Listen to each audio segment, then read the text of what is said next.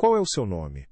A pergunta atravessou o barulho ensurdecedor da construção como uma flecha, direta e inesperada, fazendo o coração de Ricardo falhar uma batida, um soco surdo contra as costelas que o deixou sem ar por um instante. Ele estava ali, o dono de tudo aquilo, o homem cujo nome estava estampado em placas por toda a cidade, parado diante de uma jovem operária coberta de poeira e suor. Seus olhos, acostumados a analisar plantas complexas e balanços financeiros milionários, agora estavam fixos nela, tentando decifrar os traços de um rosto que assombrava suas noites há quase 2 décadas, uma miragem cruel sob o sol forte de São Paulo. A semelhança era impossível, uma peça que o destino pregava. A postura dela, a forma como inclinava a cabeça ao se concentrar, o brilho teimoso e desafiador em seus olhos cansados, tudo era um eco doloroso de sua Sofia, sua filha perdida. Letícia. Meu nome é Letícia. A resposta dela foi baixa, quase um sussurro, carregada de uma desconfiança profunda, preferindo focar em um ponto qualquer no andame à sua frente. A atenção repentina do grande chefe era alarmante. Na sua vida, gente rica só se aproximava para explorar ou humilhar, nunca para ajudar. Automaticamente, sua mão subiu até o colarinho do macacão sujo, um gesto nervoso e protetor. Ao fazer isso, o tecido se moveu, e por um breve segundo revelou o brilho opaco de uma velha asterisco por medalha por de prata que ela sempre usava. Ricardo viu. Seus olhos se arregalaram. Aquela peça, ele se lembrava dela. Era idêntica à que sua falecida esposa havia dado à filha. Não pode ser, ele pensou, o mundo girando ao seu redor. Ricardo não conseguiu responder imediatamente. As palavras morreram em sua garganta, sufocadas por um turbilhão de emoções que ele pensava estarem enterradas para sempre sob camadas de luto e resignação. Ele apenas balançou a cabeça lentamente, recuando um passo instintivo, o choque estampado em seu rosto como uma máscara de gesso, tornando suas feições inreconhecíveis. O mestre de obras, Sr. Vargas, um homem prático e avesso a complicações, aproximou-se rapidamente, interpretando a cena como uma inconveniência, ou, pior, uma futura dor de cabeça para ele e para o cronograma da obra. Vamos, Sr. Bastos, tenho os relatórios de progresso para lhe mostrar no escritório do canteiro, estão todos separados. Ricardo o seguiu mecanicamente, seus pés se movendo sobre a terra batida sem que ele sentisse o chão sob seus sapatos caros. Sua mente estava a quilômetros de distância, presa naquele instante, naquele brilho de prata contra a pele suja de poeira, naquele rosto que era um fantasma e uma promessa. Ele mal ouviu as explicações detalhadas do mestre de obras, os números e projeções sobre o concreto e o aço soando como um zumbido distante e completamente irrelevante. O rosto de Letícia e a imagem daquele pequeno objeto haviam se gravado em sua memória com a força de um ferro em brasa. Uma esperança louca e aterrorizante começou a brotar em seu peito, uma erva daninha poderosa que rasgava o terreno árido de sua aceitação forçada. E se não fosse uma coincidência? E se, depois de todos esses anos de busca infrutífera e luto silencioso, o destino estivesse lhe dando um sinal inconfundível? A volta para a mansão foi um borrão. Se você gosta deste tipo de conteúdo, não se esqueça de se inscrever em nosso canal. Publicamos vídeos todos os dias, e dê um like no vídeo se você gosta desta história. E nos deixe nos comentários contando de onde você é, e a que horas nos ouve. Helena o esperava na sala de estar, impecável em um vestido de seda que valia mais do que Letícia ganhava em um ano inteiro de trabalho pesado e exaustivo. A mansão era o seu reino, um lugar de ordem e controle meticuloso, onde cada objeto estava em seu devido lugar e cada sentimento era cuidadosamente gerenciado para manter as aparências. A perturbação visível de Ricardo era uma nota dissonante naquela sinfonia perfeita, uma mancha em sua tapeçaria impecável de luxo e controle. Querido, você está pálido. A obra foi tão cansativa assim? Ela perguntou, a voz suave como veludo, mas com um toque de aço por baixo da superfície aveludada, uma preocupação que soava mais como uma investigação. Ela se aproximou, ajeitando a gravata dele com um gesto que parecia de cuidado, mas era puramente possessivo, um lembrete sutil de que ele lhe pertencia, de que ela estava no comando. Ricardo se afastou sutilmente, Um movimento quase imperceptível, mas que não passou despercebido pelos olhos de Falcão. O dela. Eu vi uma moça, uma operária. Ela me lembrou alguém, ele disse, a voz hesitante, como se temesse que as palavras pudessem quebrar a frágil esperança que acabara de nascer em seu coração devastado. Helena ergueu uma sobrancelha perfeitamente arqueada. Um pequeno sorriso, quase invisível, tocou seus lábios. Ah, Ricardo! Com todo esse estresse, você está começando a ver coisas. Uma operária, o que ela poderia ter de tão especial? Provavelmente só queria chamar sua atenção para conseguir algum dinheiro extra. Suas palavras eram calculadas, plantando a semente da dúvida, transformando a esperança dele em algo sujo e interesseiro. É exatamente isso, meu amor. Cansaço, Helena continuou, sua voz agora um bálsamo enganoso, passando um braço pelo dele e o guiando em direção ao bar com uma firmeza disfarçada de carinho, como quem conduz um animal de volta ao cercado. Você precisa relaxar, deixe que eu cuide de tudo, você sabe que eu só quero o seu bem sempre. A frase era um mantra que ela repetia constantemente, uma teia de cuidado aparente que o mantinha preso, isolado em um mundo de luxo e controle que ela mesma criara para ele, para eles. Ricardo aceitou a bebida que ela lhe ofereceu, o líquido âmbar queimando sua garganta, tentando afastar a imagem de Letícia de sua mente, tentando acreditar que era apenas uma ilusão. Ele se sentia um tolo, vulnerável, exposto. Talvez Helena estivesse certa. Era uma loucura, uma fantasia nascida do estresse e da saudade acumulada. No entanto, algo dentro dele, uma intuição antiga e paterna que ele havia silenciado por anos, se recusava a se calar, gritando que aquilo era réa. Ela parecia tão sozinha, Helena, tão assustada, ele murmurou, olhando para o copo como se as respostas estivessem no fundo dele, entre os cubos de gelo. Helena parou de sorrir. Por um instante, a máscara de esposa perfeita caiu e seus olhos se estreitaram com uma frieza calculista que o fez estremecer. O mundo está cheio de pessoas sozinhas e assustadas, Ricardo. Não podemos salvar todas elas. E certamente não devemos nos iludir com fantasmas do passado. Sofia se foi. Precisamos aceitar isso. A finalidade em sua voz era como uma porta de cofre se fechando, trancando qualquer possibilidade de discussão. Mas o que Helena tanto temia que ele descobrisse? Enquanto isso, em um pequeno apartamento na periferia da cidade, um universo de distância da mansão dos Bastos, Letícia lavava o rosto na pia do banheiro, a água fria ajudando a acalmar seus nervos à flor da pele. O encontro com aquele homem poderoso a deixara profundamente inquieta, como se uma pedra tivesse sido atirada no labasto, o calmo de sua rotina cuidadosamente construída. Por que ele me olhou daquele jeito, pensou, secando o rosto com uma toalha áspera que arranhava sua pele cansada. O que ele queria de verdade, por que justo eu? A lembrança do olhar dele, uma mistura intensa de choque, dor e algo que parecia um reconhecimento impossível, a perturbava de uma forma que ela não conseguia explicar. Ela tocou o pequeno volume sob sua blusa, sentindo o contorno familiar do metal frio contra sua pele quente. Aquele cordão era a única coisa que tinha de seu passado, a única conexão tangível com uma mãe, cujo rosto ela só conhecia pela minúscula foto desbotada guardada lá dentro, um fantasma sorridente de um tempo que ela não conseguia lembrar. Ela nunca o tirava, nem para dormir. Era seu amuleto, seu escudo contra a solidão esmagadora do mundo, a prova de que ela não viera do nada. No dia seguinte, a atmosfera na obra estava diferente, carregada de uma eletricidade hostil. Ela sentia os olhares de seus colegas, ouvia os sussurros que cessavam abruptamente quando ela se aproximava. A notícia do encontro com o grande chefe havia se espalhado como fogo em palha seca, e agora todos a olhavam com uma mistura de inveja e suspeita. A pressão aumentou de forma insuportável quando o Sr. Vargas a chamou em seu pequeno escritório improvisado no canteiro, a porta se fechando atrás dela com um baque que pareceu um veredito. O homem, normalmente rude, mas justo em sua maneira bruta, agora a olhava com uma mistura desconcertante de medo e ressentimento, como se ela fosse a fonte de todos os seus problemas futuros. O que você fez, garota? O que você disse ao Sr. Bastos para deixá-lo daquele jeito?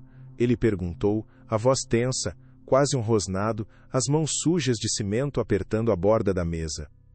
Letícia ficou confusa, o coração batendo descontrolado no peito. Eu não disse nada. Ele só me perguntou meu nome, senhor. Eu juro. Vargas balançou a cabeça, descrente, um bufo de impaciência escapando por seus suros lábios.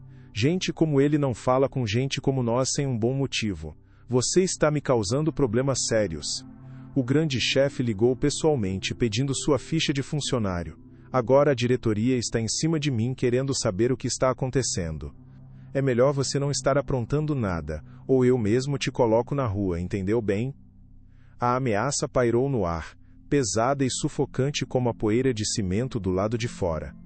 Letícia sentiu o pânico subir pela garganta, um nó apertado de injustiça e medo. Seu emprego. A única coisa estável em sua vida caótica estava em risco por causa de um encontro que ela nem sequer procurou. Eu juro, Sr. Vargas. Eu não fiz nada de errado, ela disse a voz trêmula. Eu só quero trabalhar em paz. Mas a paz era a última coisa que ela teria. Ricardo, por outro lado, não conseguia se concentrar em absolutamente nada.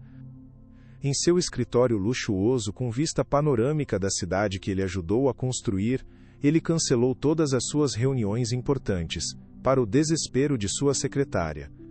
Passou a manhã inteira no computador, mergulhado em um labirinto de histórias tristes, pesquisando sobre crianças desaparecidas há 20 anos. Cada rosto, cada história era uma facada em seu coração, um lembrete de sua própria falha. Frustrado com a falta de resultados concretos, ele tomou uma decisão impulsiva e fez a ligação para Vargas.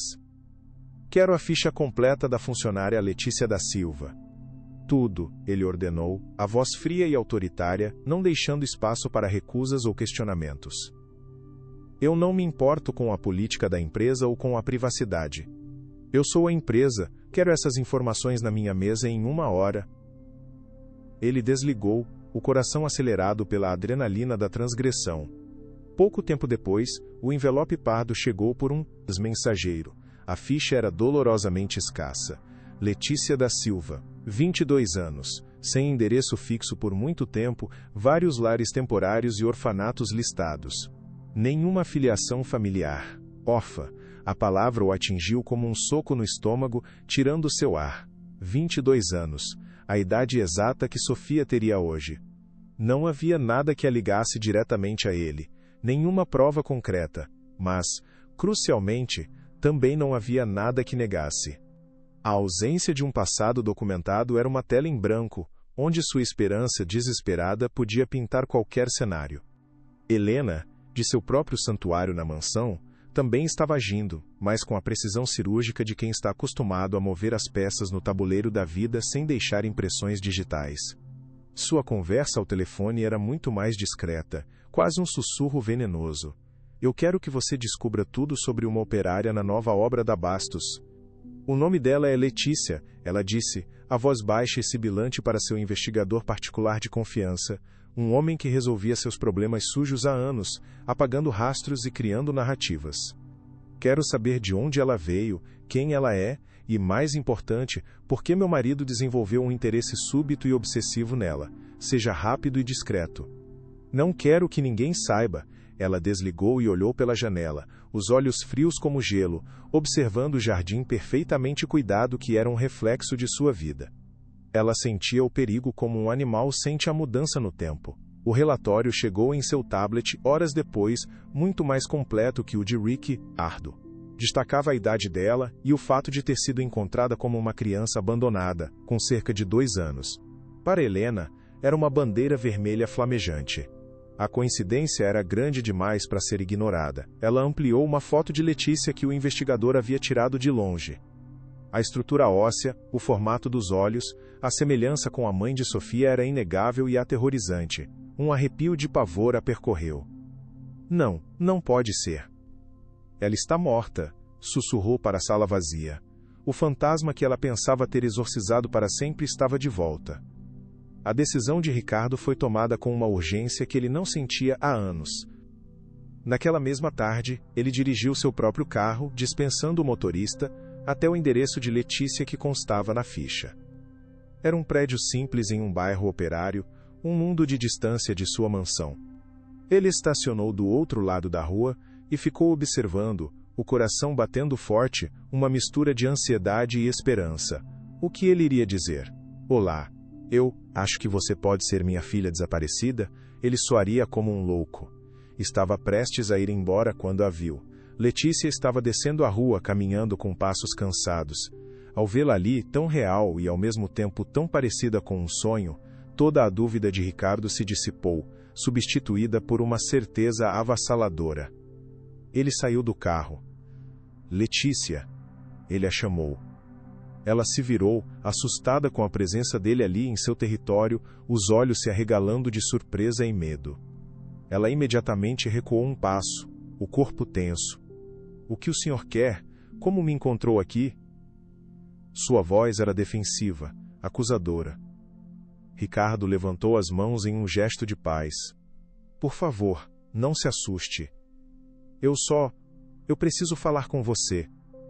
Não é sobre o trabalho. É algo pessoal. A palavra pessoal a deixou ainda mais nervosa. Eu não tenho nada pessoal para falar com o senhor.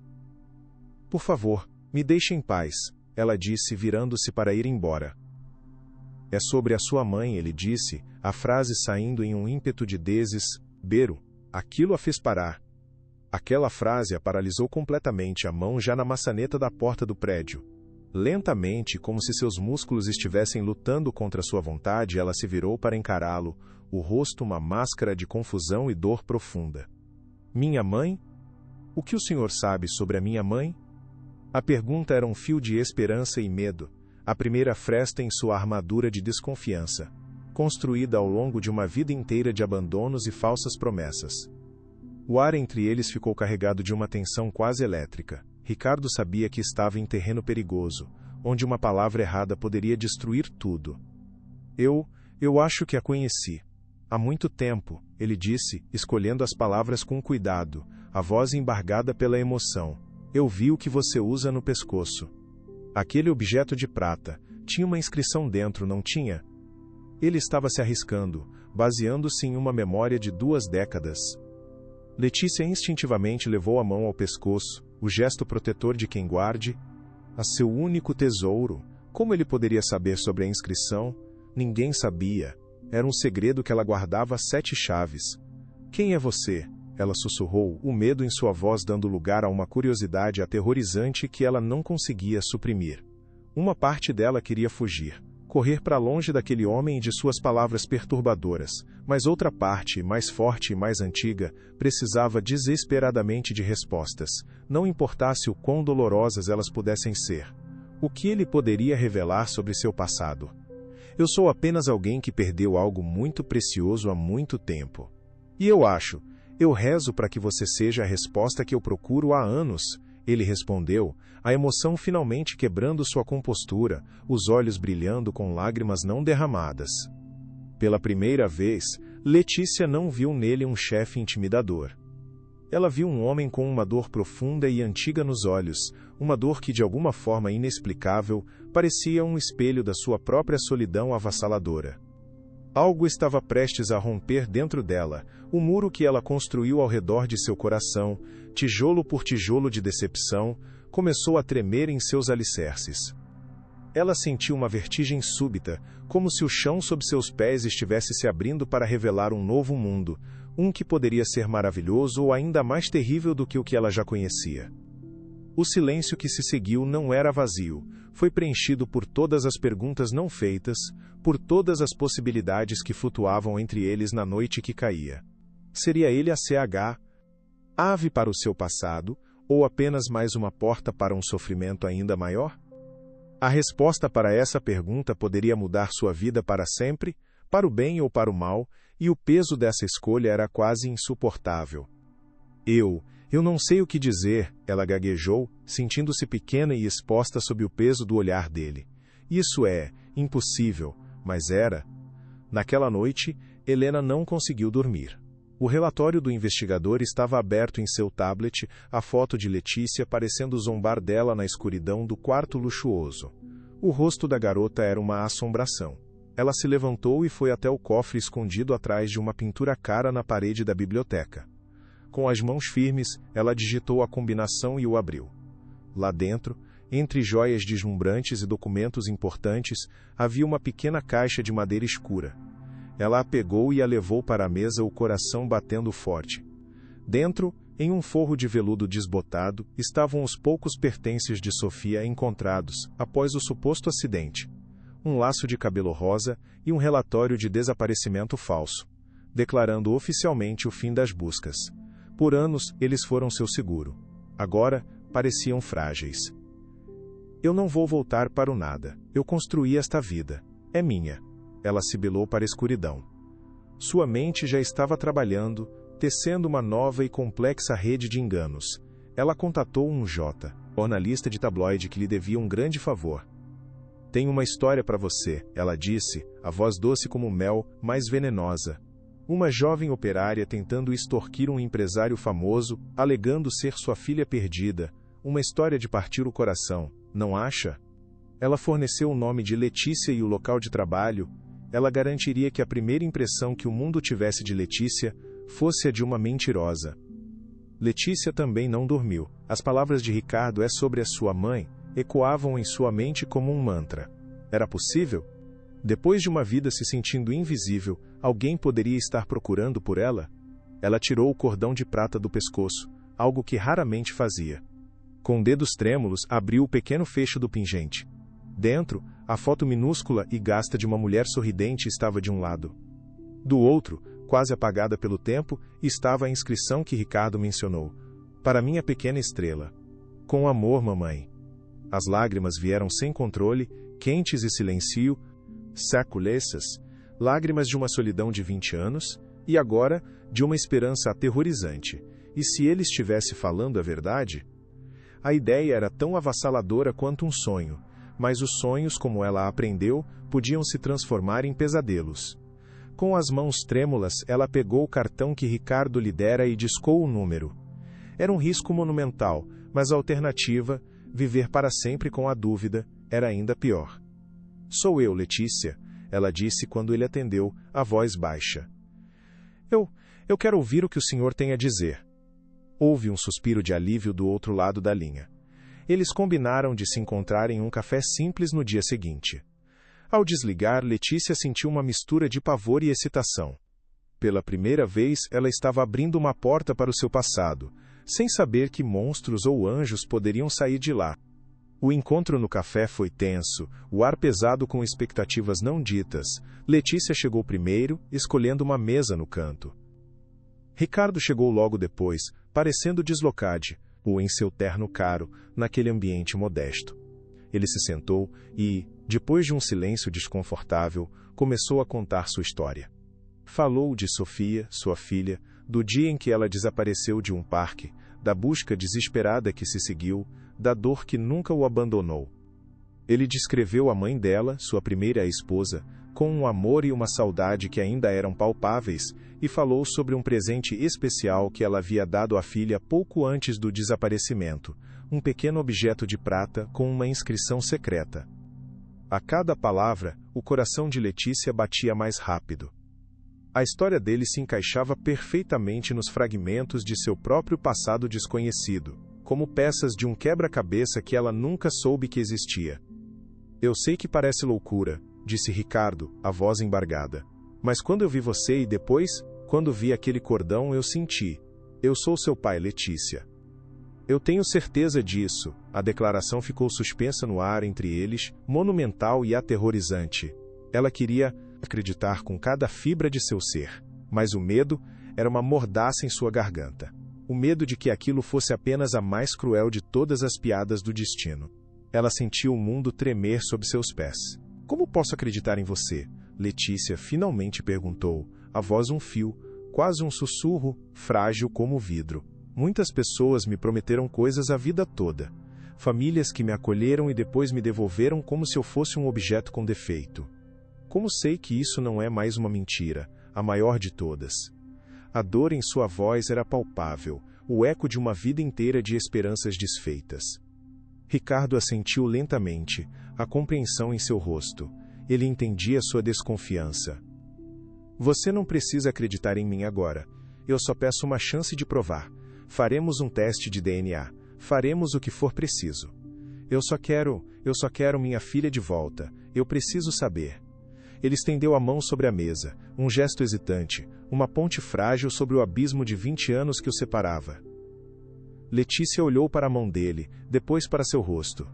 Ela via a sinceridade ali, mas também via o perigo. Acreditar nele significava se tornar vulnerável de uma forma que ela nunca fora antes. Eu não sei. Ela sussurrou, recuando. Eu preciso pensar. A conversa a deixou mais abalada do que nunca, seu mundo virado de cabeça para baixo. Ela não sabia que, do lado de fora do café, escondido atrás de um carro, um fotógrafo contratado por Helena tirava fotos dos dois, capturando a imagem perfeita para a história venenosa que estava prestes a explodir. Quando Ricardo voltou para casa, ele se sentia exausto, mas com uma chama de esperança que não sentia há muito tempo. Ele entrou na mansão e encontrou Helena lendo uma revista na sala, a imagem da tranquilidade. Onde você esteve, querido? Fiquei preocupada, ela perguntou, a voz controlada. Eu precisei resolver um assunto pessoal muito importante, ele respondeu, evitando o olhar dela. Helena finalmente o olhou, um sorriso frio. Esse assunto tem nome, Ricardo? Por acaso se chama Letícia? O sangue de Ricardo gelou. Como ela sabia? A velocidade com que ela agia era assustadora. Não sei do que você está falando, ele mentiu, a negação fraca. Helena se levantou, a revista caindo no chão. Não minta para mim. Você acha que eu sou uma tola? Você estava se encontrando com aquela garota, aquela golpista. A calma dela se desfez como vidro quebrado, revelando a fúria. Ela não é uma golpista, Helena. Ela pode ser minha filha, a nossa Sofia. O grito de Ricardo ecoou pela sala silenciosa, quebrando a paz artificial daquela casa. A batalha não era mais secreta. As linhas foram traçadas, e a guerra pela verdade e pelo futuro da família Bastos havia acabado de começar, bem ali, naquela sala luxuosa e fria. Ele finalmente entendeu que a maior ameaça à sua busca não vinha de fora, mas de dentro de sua própria casa. Sua filha, Helena riu, um som seco e sem alegria que ecoou pela sala suntuosa, ricocheteando nos móveis caros. Ricardo, ouça a si mesmo. Você está sendo patético. Sofia morreu há 20 anos. Essa garota é uma oportunista que viu em você um alvo fácil, um homem rico e atormentado pela culpa. Ela sabe da sua dor, e está usando isso para tirar seu dinheiro, para destruir o que nós construímos. Cada palavra era um ataque, projetada para minar a frágil esperança dele. Você não sabe de nada, Helena. Você não estava lá na obra.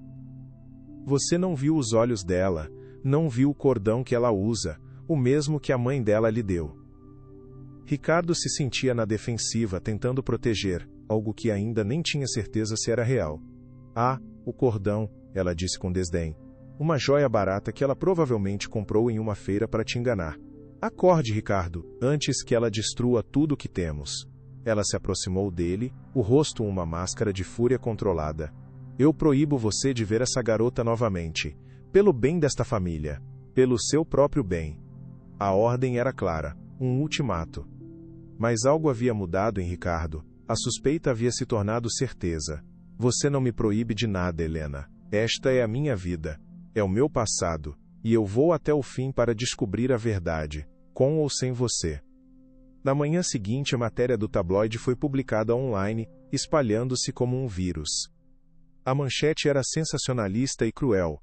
Órfã tenta aplicar golpe milionário e empresário de luto. A matéria, cheia de insinuações e meias-verdades, pintava Letícia como uma vigarista calculista, usando as fotos dela e de Ricardo no café como prova. Quando Letícia chegou ao trabalho, o clima era de hostilidade aberta. Seus colegas a olhavam com desprezo. Alguém havia deixado o jornal aberto na sala dos funcionários, com a matéria circulada em vermelho. Golpista. Alguém sussurrou quando ela passou.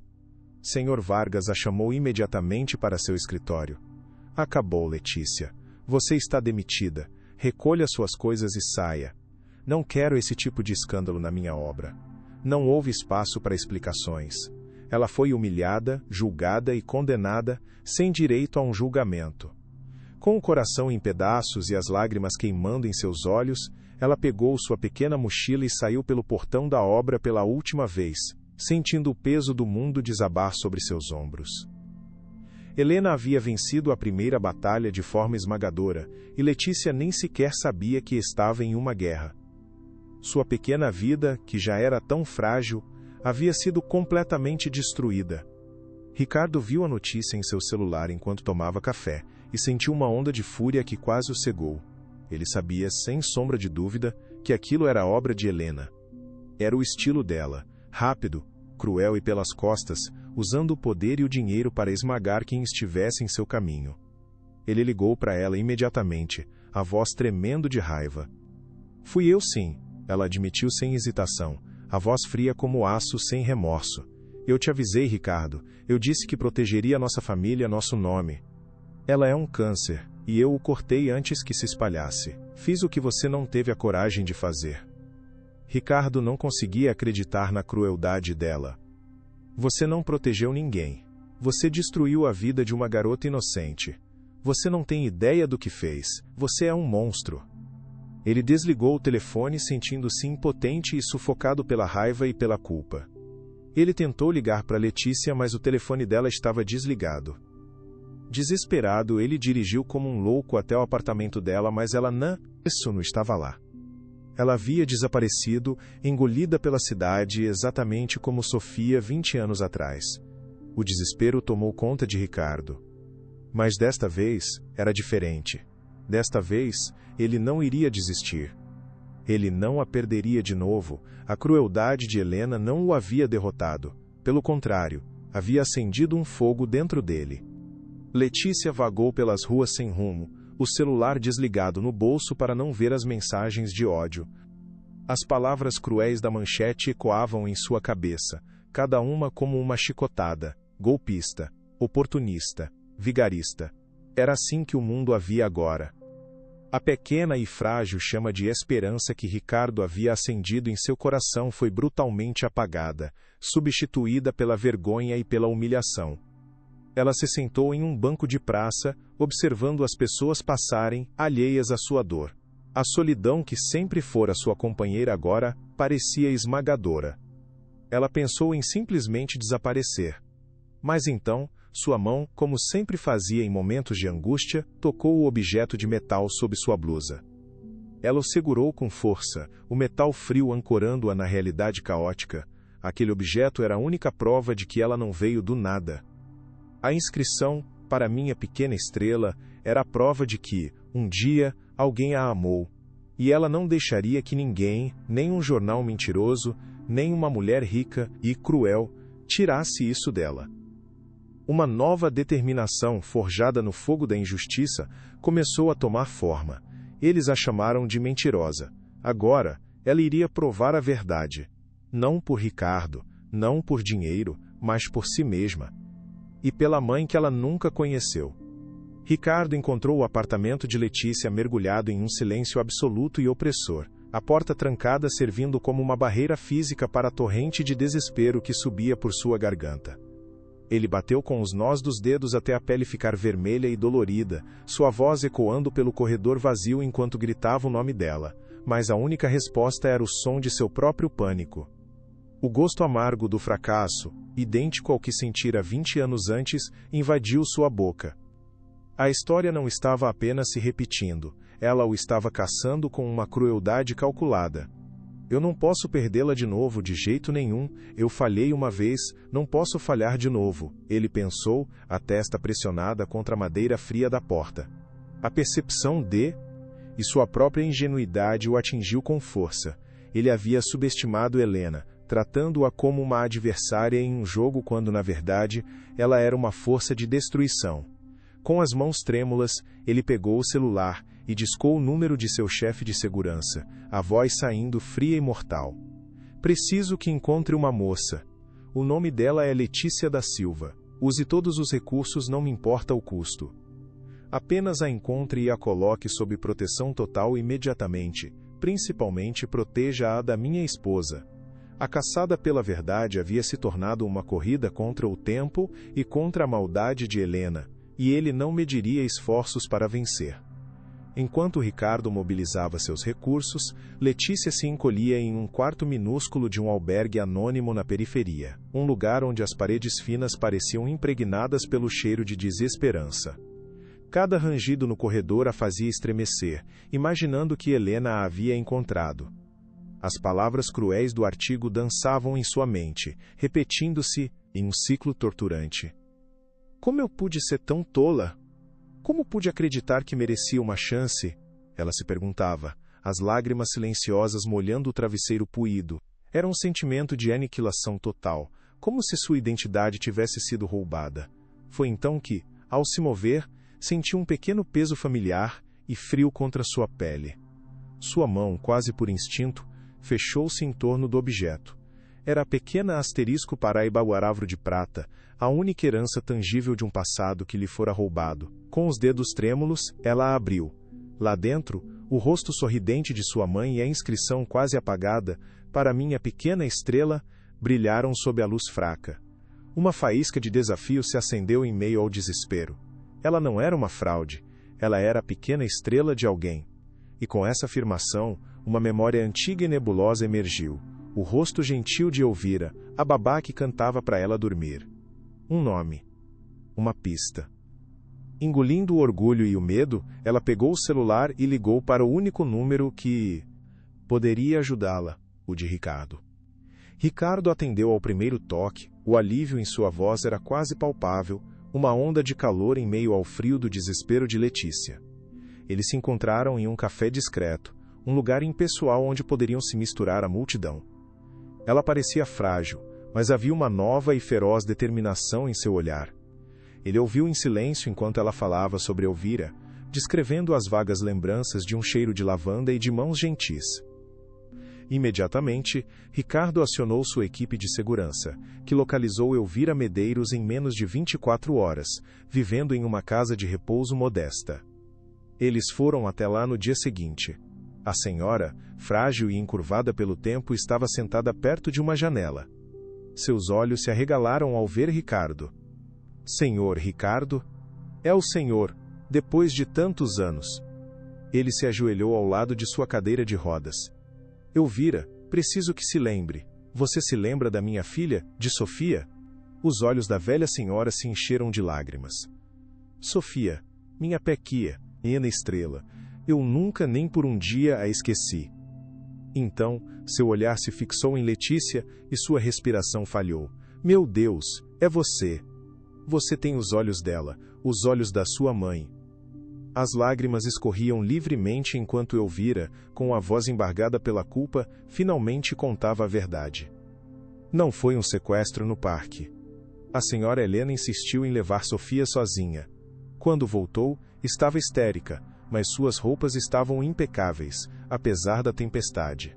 E ela tinha um arranhão feio no braço, que escondeu. A primeira mini humilhação de Letícia foi íntima e cortante, um veneno sussurrado no santuário da mansão. Ricardo, movido pela descoberta sobre Elvira, insistiu que Letícia viesse à casa, para que pudessem conversar longe de olhares curiosos. Ele a deixou por um momento na sala para buscar um copo de água, e foi nesse instante de vulnerabilidade que Helena apareceu, deslizando pelo corredor como uma serpente. Ela parou a centímetros de Letícia, o perfume caro envolvendo-a como uma névoa tóxica. O que você pensa que está fazendo aqui, sua sujeitinha? Helena sibilou, a voz baixa e cheia de desprezo. Você realmente acha que algumas lágrimas e uma história triste vão te dar o direito de pisar neste chão? Olhe para você. Suas roupas baratas, suas mãos ásperas. Você fede a desespero? Letícia ficou paralisada, o coração martelando no peito. Seu lugar é na rua, de onde você veio, não nesta família. Saia da minha casa antes que eu chame a segurança e te jogue para fora como o lixo que você é. A crueldade era tão pura, tão gratuita, que deixou Letícia sem ar. Quando Ricardo voltou, Helena já havia se transformado na anfitriã perfeita, com um sorriso no rosto. Querida, eu estava apenas dizendo a Letícia como é corajoso da parte dela vir até aqui. Letícia permaneceu em silêncio, a humilhação queimando em seu rosto, uma ferida invisível que sangrava por dentro. A segunda humilhação foi pública, orquestrada com a precisão de um espetáculo teatral. Dias depois, enquanto Letícia caminhava perto de seu antigo trabalho, um carro de luxo parou ao seu lado. Helena desceu, vestida impecavelmente, com um sorriso radiante para os curiosos que começavam a se juntar. Letícia, querida. Que bom te encontrar, disse ela em voz alta para que todos ouvissem. Eu sei que as coisas têm sido difíceis para você desde o mal-entendido. Eu e Ricardo conversamos e queremos te ajudar. Com um gesto teatral, ela tirou um cheque da bolsa e o estendeu para Letícia. A quantia era alta, o suficiente para chocar a plateia improvisada. Considere isso um presente, um novo começo, para você ir para bem longe e reconstruir sua vida, sem precisar incomodar mais ninguém. A oferta soou como caridade, mas a mensagem era clara. Era um suborno, uma tentativa de comprá-la e fazê-la desaparecer. A cena era humilhante, transformando-a em uma mendiga recebendo esmola de uma benfeitora generosa. Letícia olhou para o cheque, depois para o rosto sorridente e falso de Helena e para os rostos curiosos ao redor. Com uma calma que ela não sabia que possuía, ela empurrou a mão de Helena para longe. Eu não quero o seu dinheiro. Eu quero a verdade, disse ela, a voz firme, antes de se virar e ir embora, deixando Helena com o cheque na mão e a fúria mal disfarçada nos olhos. Enquanto a data do julgamento se aproximava, Ricardo mergulhou no passado, transformando a mansão em um centro de investigação. Ele passou dias trancado no sótão, um lugar que não visitava há anos, revirando caixas empoeiradas que continham os destroços de sua vida anterior, antes de Helena. O ar era pesado com o cheiro de papel velho e memórias adormecidas. Ele procurava por qualquer coisa, qualquer fragmento que pudesse corroborar a história de Letícia. Tem que haver algo aqui. Algo que eu deixei passar, ele murmurava para si mesmo, as mãos sujas de poeira. E então, ele encontrou. Dentro de uma velha caixa de metal com os pertences escolares de Sofia, sob cadernos de desenho e brinquedos quebrados, estava um relatório escolar do jardim de infância. Era um documento simples, mas continha uma informação crucial, uma observação da professora sobre a marca de nascença em formato de estrela que Sofia tinha na nuca, algo que Lúcia, sua primeira esposa, achava adorável. Ricardo sentiu o coração disparar. Ele nunca tinha visto a nuca de Letícia com atenção. Naquela mesma noite, ele a encontrou na biblioteca. Com a voz embargada, ele pediu: Letícia, Sofia, posso ver a sua nuca? Confusa, Ipa se virou e afastou o cabelo. E lá estava. Pequena, quase desbotada, mas inconfundível, uma marca de nascença em formato de estrela. Era a segunda prova, silenciosa e irrefutável. A preparação para o tribunal foi uma maratona de noite sem dormir e reuniões tensas com o advogado, Dr. Mendes. Eles sabiam que a palavra de Elvira, o relatório escolar e o objeto que Letícia carregava eram fortes. Mas Helena era uma adversária formidável, com recursos ilimitados para distorcer a verdade. Ela vai tentar te destruir no tribunal, Letícia. Vai te pintar como a pior pessoa do mundo. Você precisa estar preparada para isso, alertou o Dr. Mendes, seus olhos gentis, mais firmes. Letícia, que passara a vida se encolhendo, encontrou uma nova força. Eu passei 20 anos sendo ninguém, eles não podem me assustar mais. Ricardo, por sua vez, usou sua influência para proteger as testemunhas. Ele colocou Elvira sob segurança particular e garantiu que a professora do antigo relatório escolar, agora uma senhora aposentada, estivesse segura e disposta a testemunhar. Eu não vou deixar Helena silenciar mais ninguém, ele prometeu a Letícia. A determinação em sua voz era como aço. Vamos lutar com a verdade. É a única arma que temos, e é a única que precisamos. Na véspera do julgamento, pai e filha sentaram-se em silêncio na varanda, olhando para a cidade. Não havia mais nada a ser dito. A batalha que travariam no dia seguinte não era apenas por um nome ou por uma herança. Era pela alma de sua família.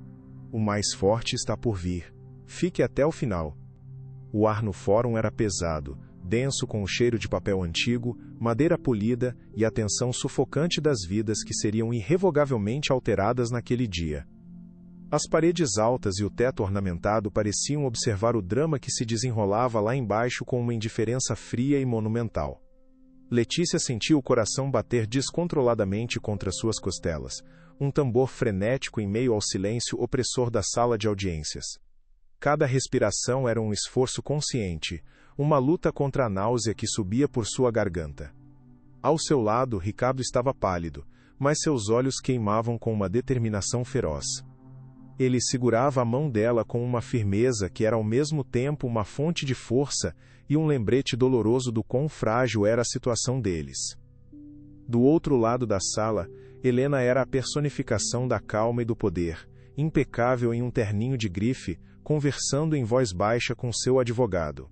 Ela lançou um olhar para Letícia, um sorriso fino e condescendente nos lábios, um gesto que dizia claramente: "Você não pertence a este mundo, e eu vou esmagá-la." A juíza entrou, e um silêncio ainda mais profundo caiu sobre a sala.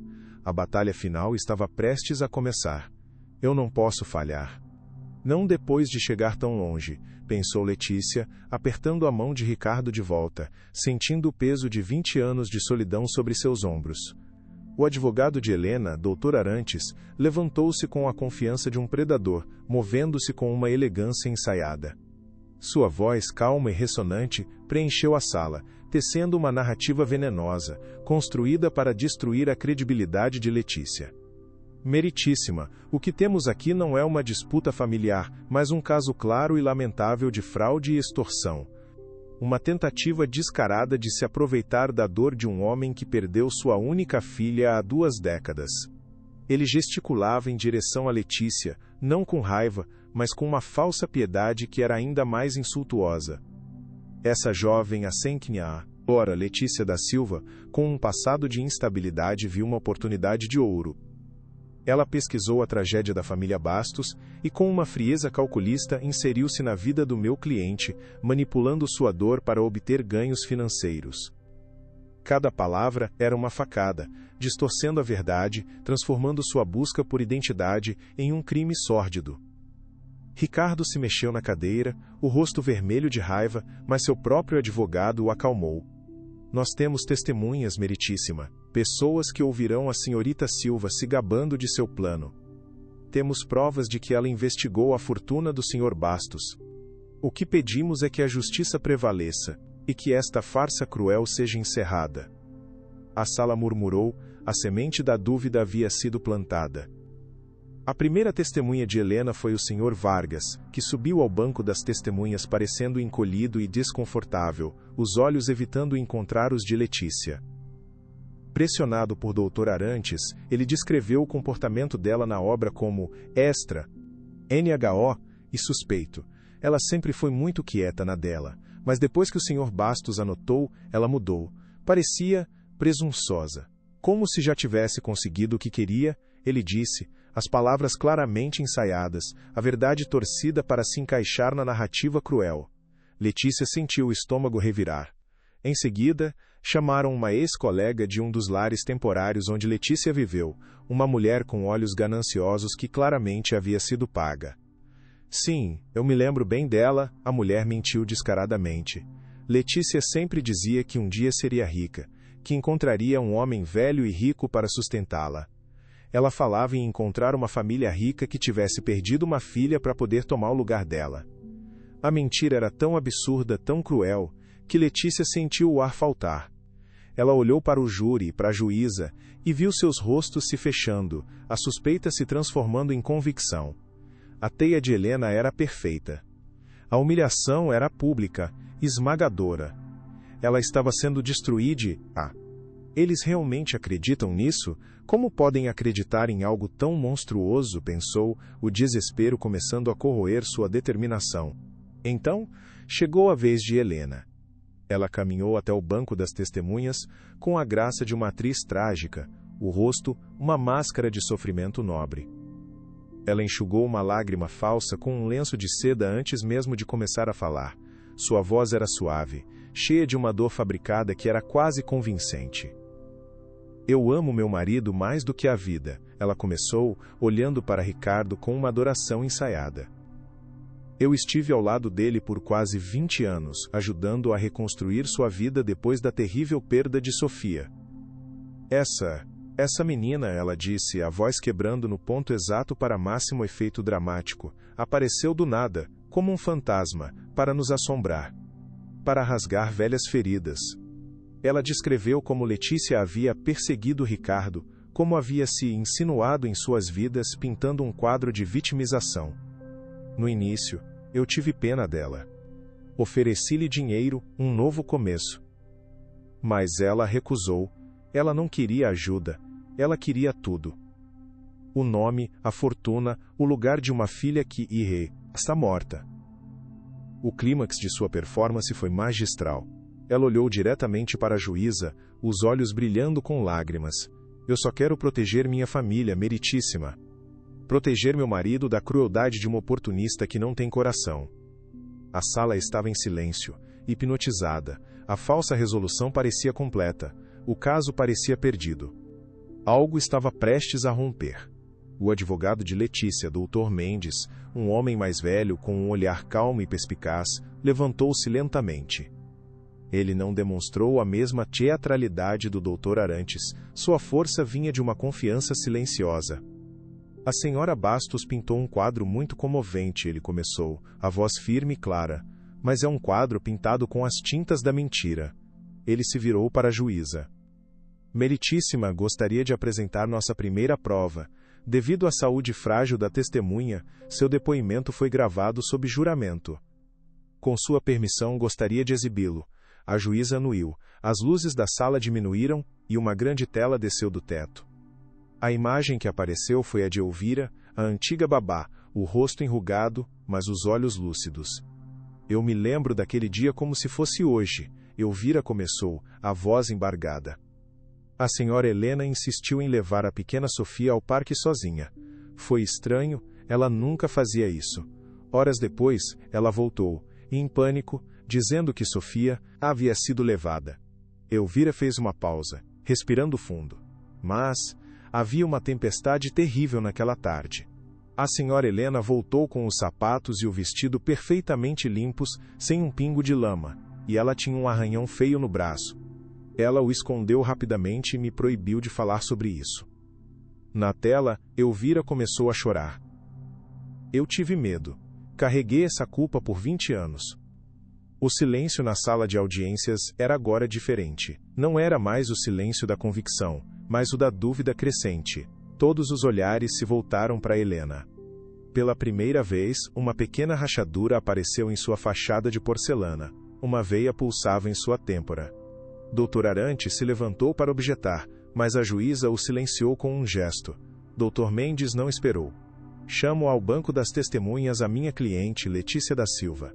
Letícia caminhou até o banco, as pernas tremendo, mas a cabeça erguida. O testemunho de Elvira lhe dera uma nova força. Senhorita Silva, por favor, conte-nos a história, disse Dr. Mendes. Letícia respirou fundo e começou a falar. Sua voz era baixa no início, mas foi ganhando força a cada palavra. Ela não falou de acusações.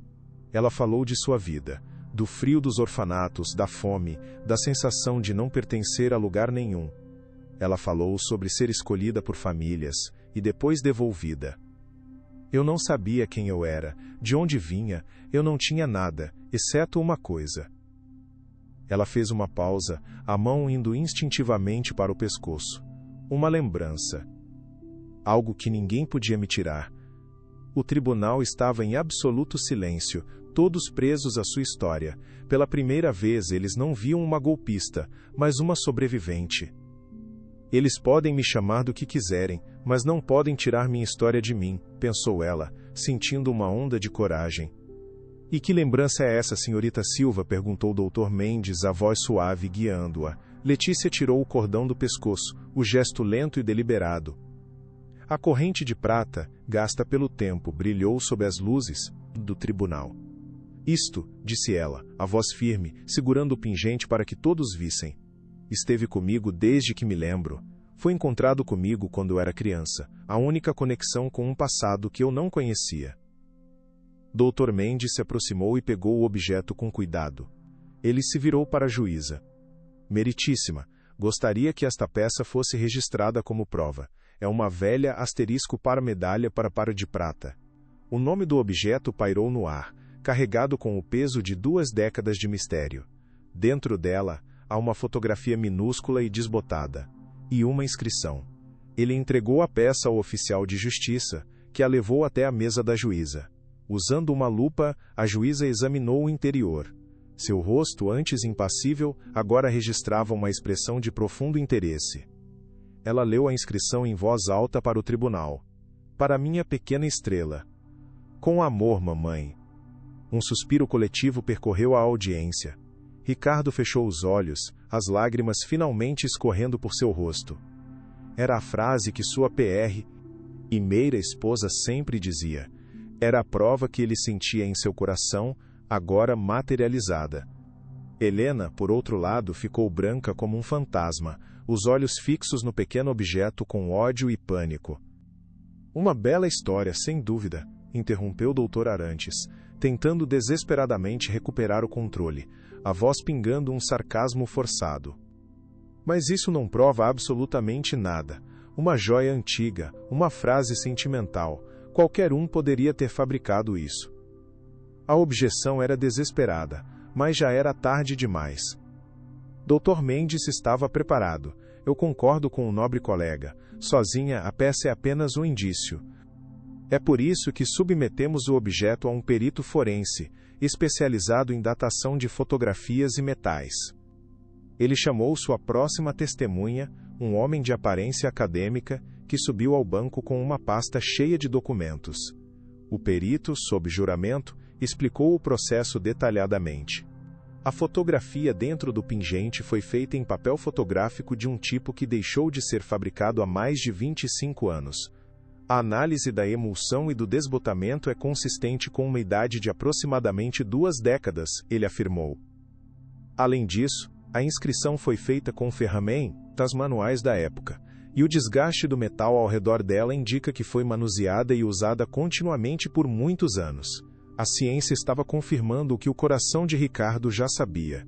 A história de Letícia não era uma invenção. Era real. O pequeno objeto era a chave. É verdade. Tudo é verdade, pensou Ricardo, sentindo uma onda de alívio tão intensa que quase o deixou sem fôlego. A expressão de Helena era agora uma máscara de pânico mal disfarçado, os olhos arregalados de terror. Ela sussurrava furiosamente para seu advogado, que parecia cada vez mais abalado. Mas Dr. Mendes ainda não havia terminado. Ele guardou o golpe final para o momento de maior impacto. Meritíssima, a defesa alega que minha cliente é uma fraude. Mas a verdadeira fraude nesta sala não é ela. Ele se virou e apontou diretamente para Helena. A verdadeira fraude é a mulher que mentiu sobre o desaparecimento de uma criança por 20 anos. A acusação direta fez a sala prender a respiração. Como o senhor ousa? Gritou o Dr. Arantes, levantando-se. Mas Dr. Mendes já estava apresentando sua prova final na grande tela. Quando a senhora Bastos encerrou as buscas por Sofia, ela apresentou documentos oficiais, incluindo um relatório final de investigação. Nós submetemos esses documentos a uma análise forense. Na tela, apareceram os documentos em questão. A análise grafotécnica e química da tinta e do papel provou, sem sombra de dúvida, que esses documentos são falsificações. Eles não foram criados há 20 anos. Foram criados há cerca de 10 anos, quando a senhora Bastos provavelmente temeu que algo pudesse vir à tona.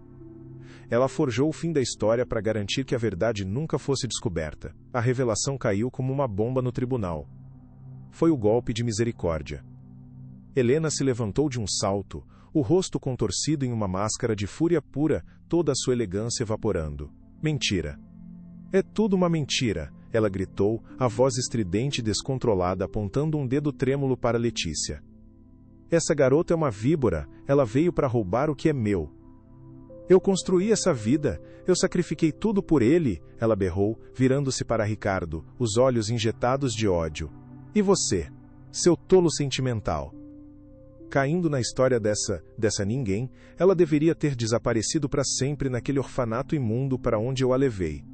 Eu deveria ter me certificado disso. O tribunal ficou em um silêncio chocado. Em seu acesso de raiva, Helena havia confessado tudo. A confissão não foi sussurrada, não foi coagida. Foi gritada para que todos ouvissem, uma admissão de culpa inequívoca. Ela mesma havia colocado a corda em seu próprio pescoço. O som do martelo da juíza batendo na madeira ecoou como um tiro. "Ordem! Ordem no tribunal!" gritou a juíza, o rosto uma mistura de choque e severidade. Mas já era tarde demais. A verdade brutal e feia havia sido exposta. O castelo de mentiras de Helena havia desmoronado em um instante, soterrando-a sob seus próprios escombros. Dr. Arantes sentou-se lentamente, o rosto pálido. O jogo havia acabado. A juíza, com a voz firme e carregada de uma gravidade solene, proferiu sua decisão. Com base nas provas apresentadas e na confissão espontânea da ré, este tribunal declara que a senhorita Letícia da Silva é, de fato, Sofia Bastos, filha de Ricardo Bastos, desaparecida há 20 anos. Um som de alívio e choro explodiu na sala. Adicionalmente, determino a prisão imediata da senhora Helena Bastos por perjúrio, falsificação de documentos e obstrução da justiça. Uma investigação completa sobre seu papel no desaparecimento de Sofia Bastos será iniciada imediatamente. 2 oficiais de justiça se aproximaram de Helena, que parecia ter encolhido, a fúria substituída por um choque vazio. Ela não resistiu enquanto eles a algemavam e a levavam para fora. No meio do caos, Ricardo e Letícia, agora Sofia, permaneceram imóveis por um instante, olhando um para o outro como se vissem pela primeira vez. Então, sem uma palavra, eles se abraçaram. Foi um abraço que continha 20 anos de dor, de saudade, de busca e de reencontro. As lágrimas de Ricardo molhavam o cabelo dela, e os soluços de Sofia eram abafados no peito dele. Pai e filha, reunidos pela verdade. O barulho dos flashes das câmeras dos repórteres do lado de fora começou a ecoar, mas para eles, naquele momento, o mundo inteiro havia desaparecido. Só existiam os Tenha 2. Se esta história tocou seu coração, compartilhe para que chegue a mais pessoas. A jornada de Sofia estava longe de terminar, mas a parte mais difícil, a luta pela verdade e por sua própria identidade, havia sido vencida. A justiça, por vezes lenta, havia finalmente encontrado seu caminho, guiada pela luz de uma pequena estrela que nunca deixou de brilhar.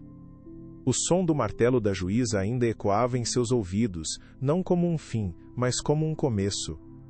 O começo de uma nova vida, uma que ela construiria, não sobre as cinzas da solidão, mas sobre as fundações sólidas do amor e da verdade reencontrados. Ela ergueu a cabeça do ombro do pai e, através das lágrimas, viu seu reflexo no vidro da janela do tribunal.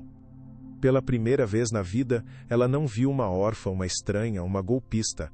Ela viu Sofia Bastos, e sorriu. Era um sorriso frágil, molhado de lágrimas, mas era o sorriso mais verdadeiro que ela já havia dado. A multidão de repórteres do lado de fora era uma tempestade de ruído, mas ali, no centro do furacão, havia uma calma profunda e inabalável. A calma de quem finalmente encontrou seu lugar no mundo. O caminho à frente seria longo, mas eles o fariam juntos. "Acabou, minha filha. Finalmente acabou", sussurrou Ricardo, a voz rouca de emoção acariciando os cabelos dela. Ele a segurava como se tivesse medo de que ela pudesse desaparecer novamente, uma miragem se desfazendo ao toque. "Eu sinto muito. Sinto muito por todos esses anos perdidos. Eu nunca deveria ter parado de procurar. Perdoe-me, por favor." As palavras eram um bálsamo para cicatrizes que Sofia nem sabia que carregava tão profundamente. "Você me encontrou", ela respondeu, a voz abafada contra o tecido de seu terno. "Isso é tudo o que importa agora. Você me encontrou." O advogado deles, Dr. Mendes, aproximou-se com um sorriso gentil. "Acho que temos muito o que conversar, mas talvez em um lugar mais calmo." Ele os guiou por uma saída lateral, longe do frenesi da mídia, para o ar fresco da cidade. O sol da tarde de São Paulo nunca pareceu tão brilhante. Cada cor parecia mais viva. Sofia respirou fundo, o ar enchendo seus pulmões com uma sensação de liberdade que ela nunca havia experimentado. A liberdade de ser ela mesma, sem medo, sem vergonha. A liberdade de ter um nome, uma história, um pai. Ela estava começando a entender o que significava estar em casa. Enquanto caminhavam em direção ao carro, um silêncio confortável se instalou entre eles, preenchido apenas pelo som de seus passos no pavimento. Não era mais um silêncio de estranhamento, mas um de paz e entendimento profundo.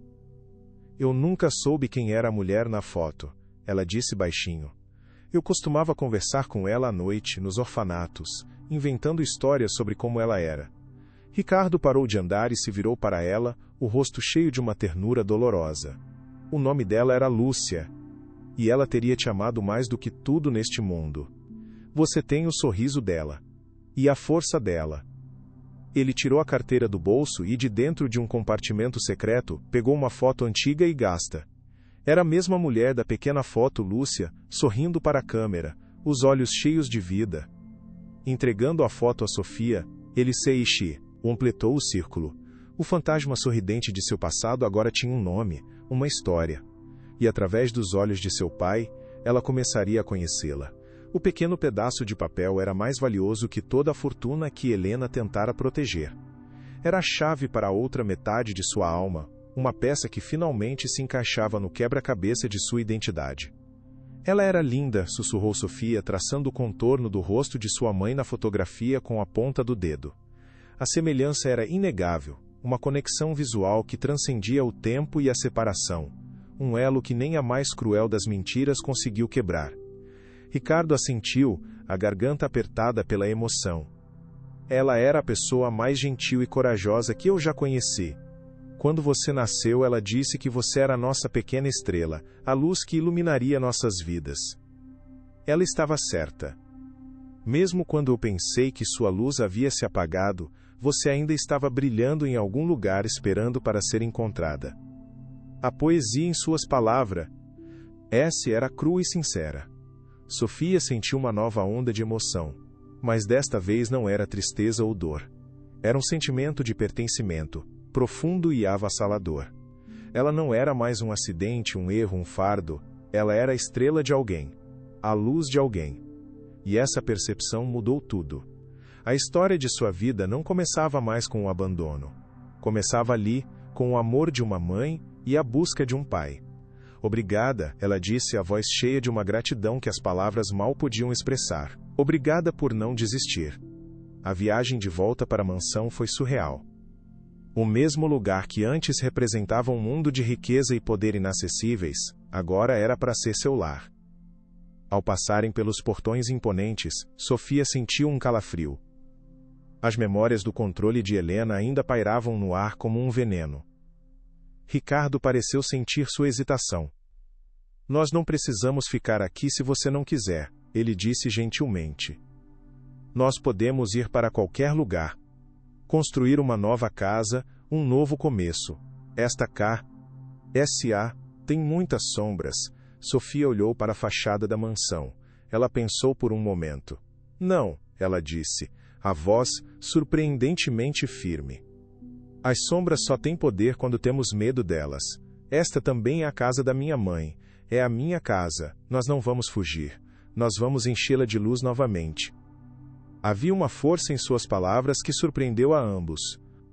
A jovem operária que temia o mundo estava se transformando diante de seus olhos na herdeira que não tinha medo de reivindicar seu lugar. Ela não estava apenas aceitando seu passado, estava tomando as rédeas de seu futuro. Ricardo olhou para ela com um orgulho imenso. A força de Lúcia vivia nela. Dentro da mansão, o silêncio era profundo, quase sagrado.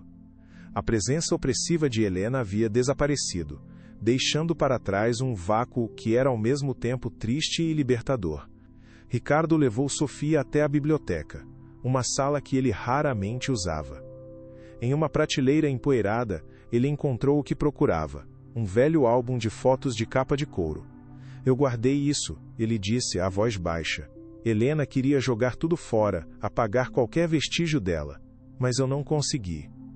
Ele abriu o álbum sobre uma grande mesa. As páginas revelaram um mundo que Sofia só conhecia em sonhos. Fotos de Lúcia e Ricardo jovens apaixonados.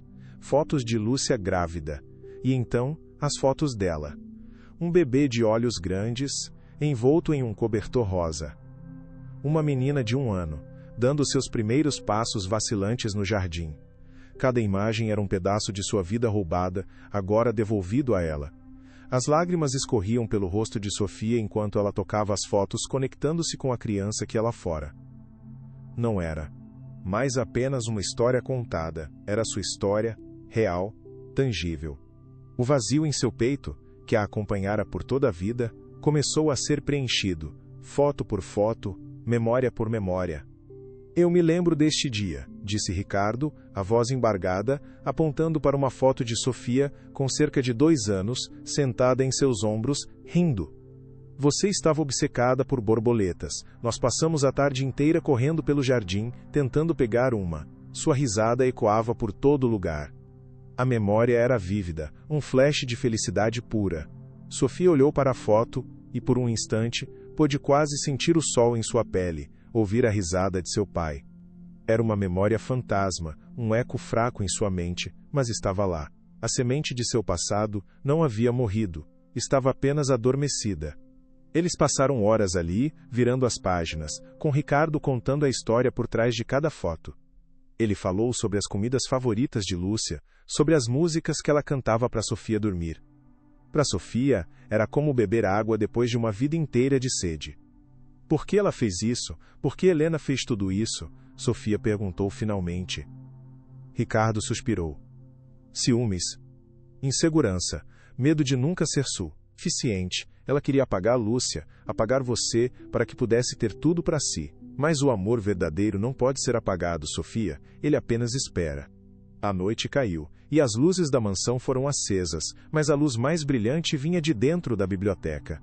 A jornada seria longa, e as cicatrizes do passado não desapareceriam da noite para o dia, mas pela primeira vez, eles não enfrentariam isso sozinhos. Eles tinham um ao outro.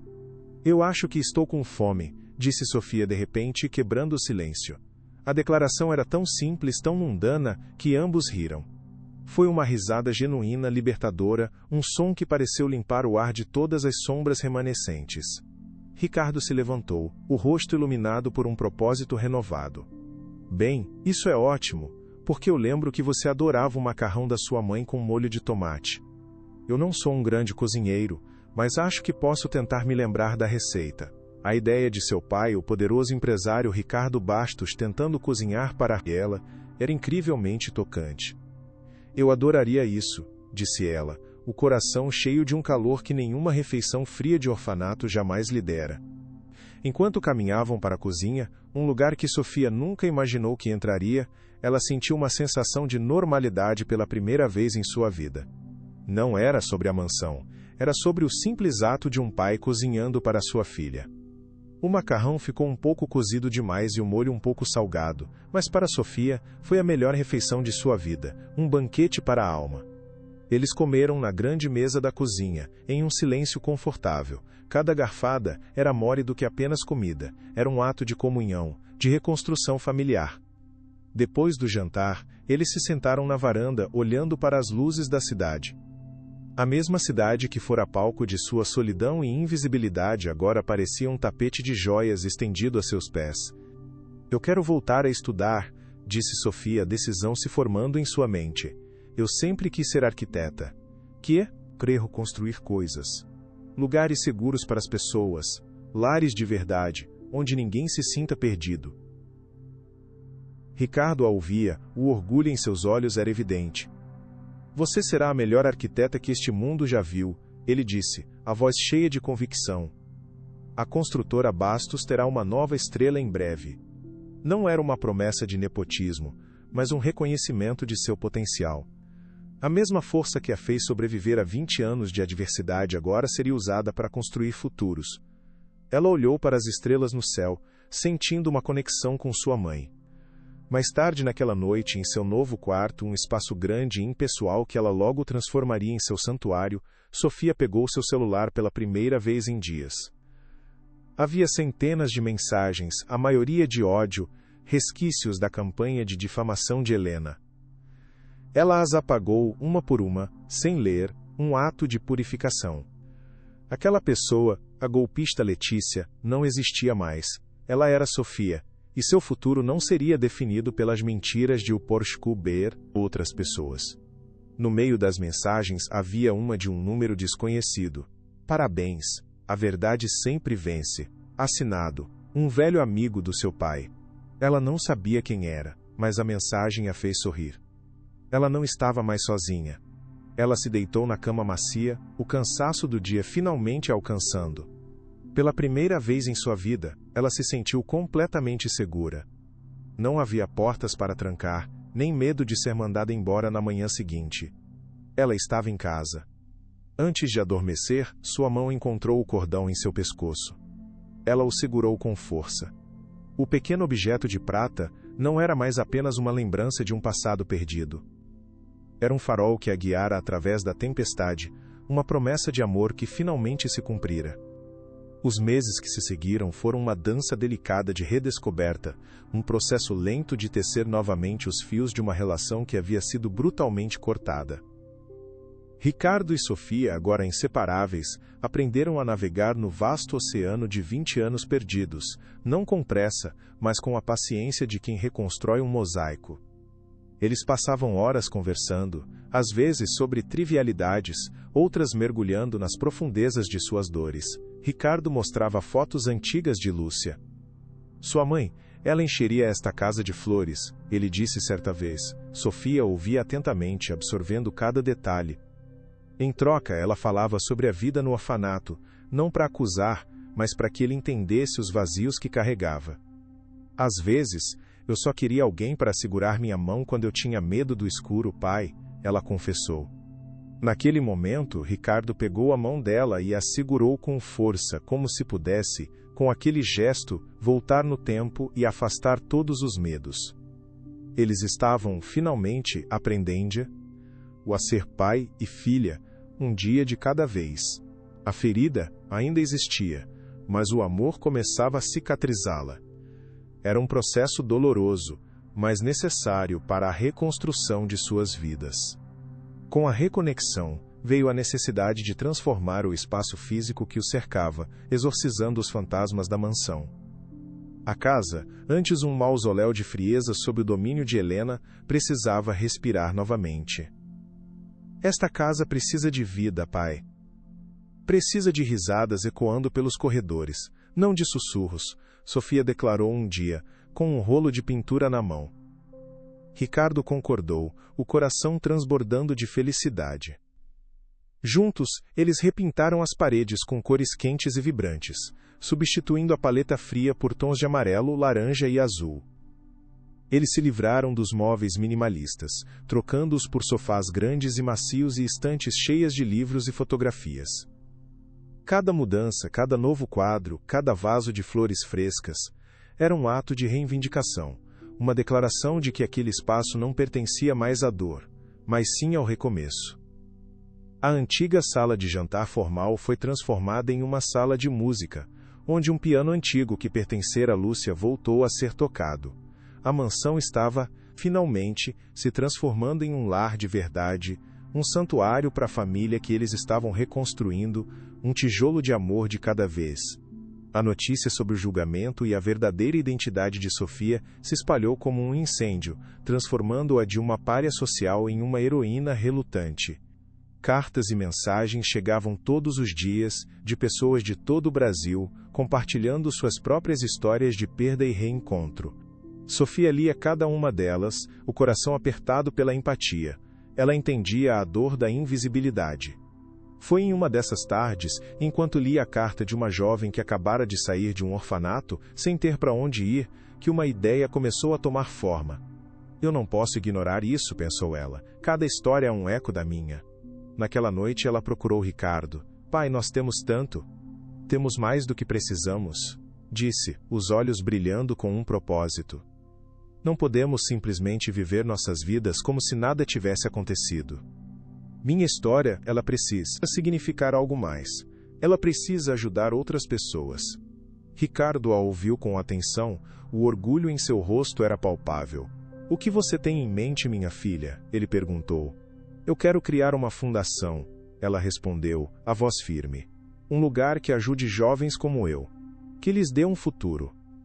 A ideia se tornou um projeto, e o projeto se tornou uma missão de vida. Nasceu assim a Fundação Lúcia Bastos, um novo começo, um nome que honrava o amor de sua mãe e prometia um futuro para incontáveis outros. Sofia mergulhou no trabalho de corpo e alma, usando sua recém-descoberta voz para lutar por aqueles que não podiam lutar por si mesmos. Ela não era mais a operária silenciosa, era uma líder, uma defensora apaixonada, sua história pessoal dando a cada palavra um peso de autenticidade. Ricardo canalizou a vasta fortuna e a influência da construtora Bastos para apoiar a fundação.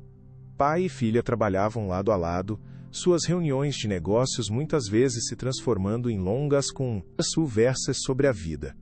O lançamento oficial da fundação foi um evento marcante, realizado no jardim da mansão, agora repleto de flores. Diante de todos, Sofia subiu a um pequeno palco. "Eu sei o que é se sentir invisível", ela começou, a voz embargada. "Eu sei o que é olhar para o futuro e ver apenas um muro. Mas hoje, eu quero que cada um de vocês saiba que vocês são vistos. Vocês são importantes. E vocês não estão sozinhos. Juntos, vamos construir pontes em vez de muros." O tempo, que antes fora um inimigo, tornou-se um aliado. Buscando realizar um sonho antigo, Sofia matriculou-se no curso de arquitetura. Na universidade, ela não era herdeira, era apenas Sofia, uma aluna dedicada e brilhante. Ela se destacou, não apenas por sua inteligência, mas por sua perspectiva única. Seus projetos não eram sobre estruturas de concreto. Eram sobre criar espaços que nutrissem a alma, que promovessem a comunidade. As casas não são feitas apenas de paredes. Elas são feitas de segurança e de amor, ela disse em uma apresentação.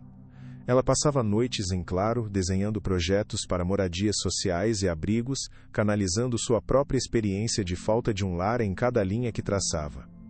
"Eu não quero apenas construir prédios, eu quero construir refúgios", pensou, enquanto finalizava a maquete de um lar de acolhimento projetado para ser o mais parecido possível com uma casa de família. Estava encontrando sua própria voz profissional, uma que era tão forte quanto a sua voz como defensora na fundação. A arquitetura se tornou sua forma de continuar a luta, construindo literalmente um mundo melhor para quem mais precisava. Foi nesse novo caminho que ela conheceu Lucas, um jovem arquiteto idealista que trabalhava como voluntário na fundação, ajudando a projetar os primeiros abrigos. Ele não a via como a herdeira milionária, ele a via como Sofia, a mulher brilhante, forte e compassiva que estava mudando o mundo. O relacionamento deles floresceu lentamente, construído sobre uma base de respeito mútuo e admiração, um amor tranquilo e seguro. As conversas fluíam naturalmente, sobre os desafios do urbanismo, a beleza de um traço bem feito e os sonhos que compartilhavam. "Você realmente acredita que um prédio pode mudar uma vida?" Lucas perguntou, em um de seus primeiros encontros. "Eu não acredito, eu sei." "Um teto seguro é o primeiro passo para poder sonhar", ela respondeu. Um dia, enquanto caminhavam por um parque, Lucas pegou a mão dela e, sem dizer uma palavra, colocou nela uma pequena borboleta de origami. "Seu pai me contou que você gostava delas e que sua mãe também", ele disse simplesmente, "Sofia Sor." As lágrimas brilhando em seus olhos. Era um gesto simples, mas que significava o mundo inteiro. Ele a enxergava por completo, seu passado, seu presente e o futuro que estavam começando a construir. Ricardo, por sua vez, encontrou uma paz que não sentia há décadas. Vê-la feliz, realizada e amada era o bálsamo final para seu coração ferido. Ele diminuiu o ritmo de trabalho na construtora, delegando mais responsabilidades para poder passar mais tempo com a filha e se dedicar à fundação, que se tornara sua grande paixão. Ele gostava de visitar os lares de acolhimento, de conversar com os jovens. Neles, ele via reflexos de Sofia. A culpa que o assombrou por tanto tempo, a culpa por ter parado de procurar, foi lentamente substituída pela gratidão. Gratidão pelo destino que, de forma misteriosa, a trouxera de volta. Ele nunca se perdoaria completamente pelos anos perdidos, mas aprendeu a focar nos anos que eles tinham pela frente. Certa noite, enquanto observavam o pôr do sol da varanda, ele a abraçou. Sua mãe estaria tão orgulhosa de você, minha filha. Ela vê em você a mulher que sempre sonhou que seria. Sofia encostou a cabeça em seu ombro. Ela está orgulhosa de nós dois, pai. Nós encontramos o caminho de volta um para o outro. Nós a honramos todos os dias com a vida que construímos. O pequeno objeto de prata que ela ainda usava, agora polido e brilhante, parecia aquecer contra sua pele. A jornada de cura, no entanto, não foi uma linha reta. Havia dias em que as sombras do passado voltavam, dias em que Sofia acordava de pesadelos com corredores frios de orfanatos. A desconfiança, sua antiga companheira, às vezes tentava sussurrar em seu ouvido. Mas agora, ela não estava mais sozinha. Ela tinha Ricardo, tinha Lucas, tinha uma rede de apoio e um propósito maior que sua dor. Um dos momentos mais significativos de sua cura veio quando ela decidiu visitar o antigo canteiro de obras. O arranha-céu agora estava completo. Acompanhada por Ricardo e Lucas, ela subiu até o topo e olhou para a cidade abaixo. Lá de cima, as ruas onde ela vagara sem rumo pareciam pequenas. É engraçado, ela disse. Eu costumava olhar para prédios como este e me sentir tão insignificante. Ag. Ora, eu entendo.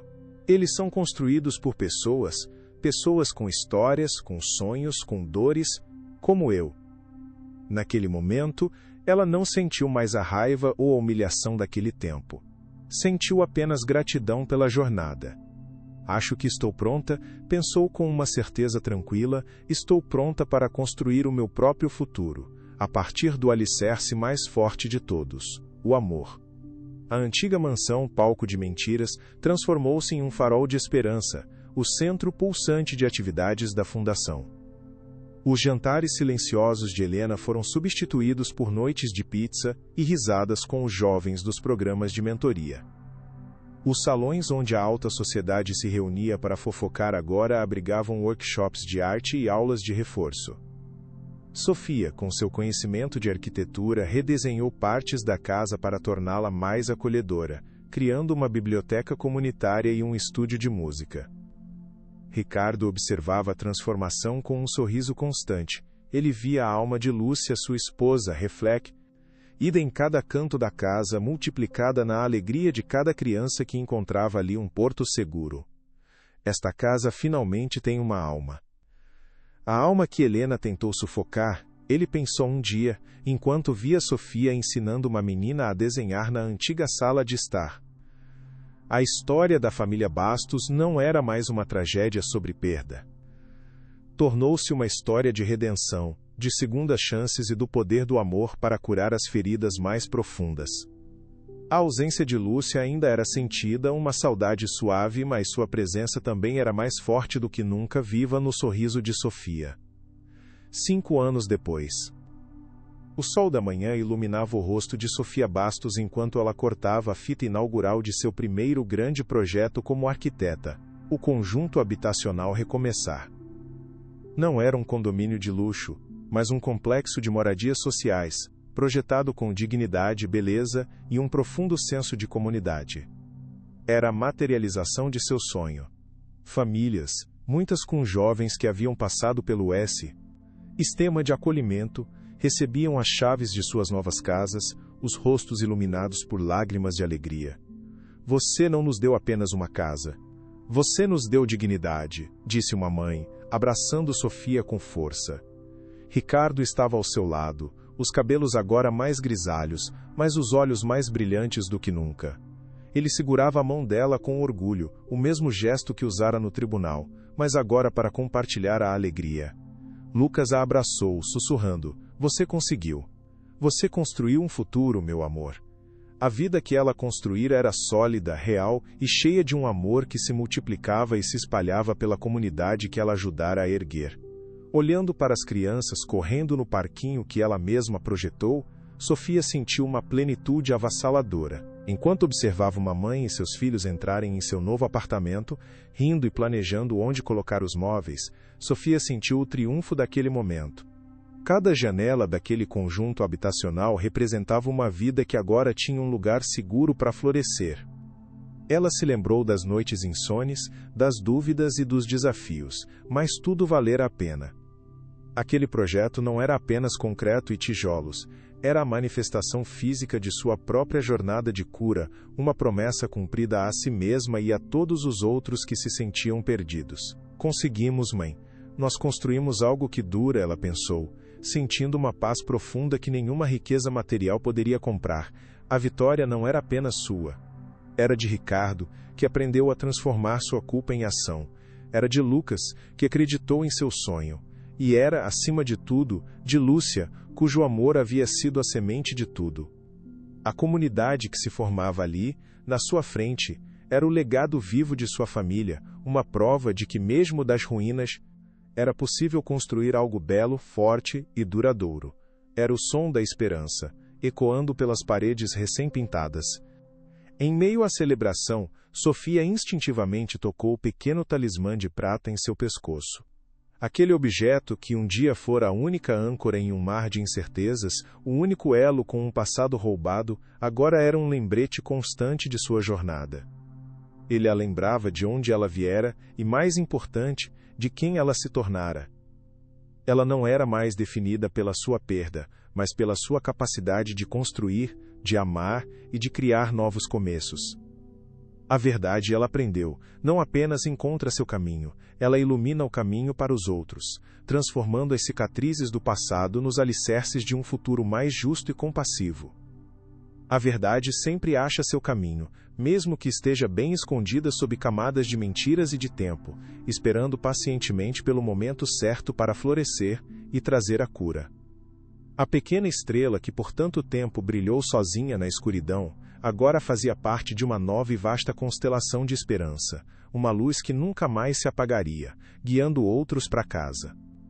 Ela finalmente estava em casa, e sua casa era o mundo que ela ajudou a reconstruir com amor.